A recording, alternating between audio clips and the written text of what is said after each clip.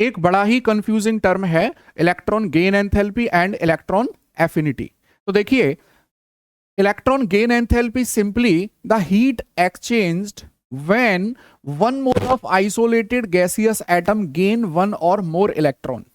Heat exchange है, that means heat can be absorbed and heat can be released, याद रखिएगा। वहीं अगर मैं इलेक्ट्रॉन एफिनिटी की बात करूं तो अमाउंट ऑफ हीट रिलीज्ड, यहां हीट रिलीज्ड हो रही है, एब्जॉर्ब की बात नहीं हो रही है।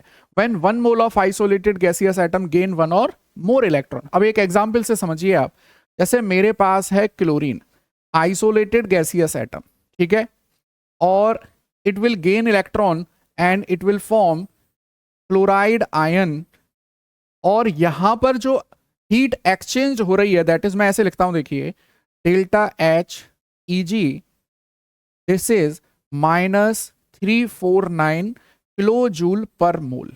अब ये जो माइनस का साइन है that represent the amount of heat released, that means this heat is released out of the system। amount में जो सिस्टम में से हीट को रिलीज किया जा रहा है, ठीक है।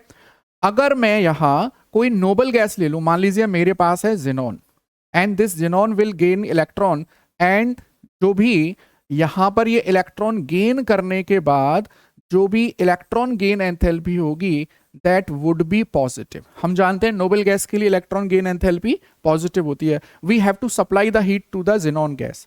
अच्छा, अगर मैं यहां इसी को इलेक्ट्रॉन एफिनिटी के टर्म्स में लिखूं तो देखिए, आइसोलेटेड गैसियस क्लोरीन एटम है, it will gain electron and it will form chloride anion. अब देखना, यहां लिखा जाएगा electron affinity is equal to 349 kilojoule per mole. Actually में यहां पर केवल मैग्नीट्यूड ऑफ हीट रिलीज लिखा जाता है, यहां पर साइन भी लिखा जाता है, इसीलिए इलेक्ट्रॉन गेन एंथैल्पी बन जाती है थर्मोडायनेमिक क्वांटिटी और इलेक्ट्रॉन एफिनिटी होती है सिंपल एक एनर्जी की वैल्यू, ठीक है। तो this is the main difference between electron gain enthalpy and electronegativity. इसी तरह के कंटेंट के लिए फॉलो करिए chemistry with Naveen sir. Thank you.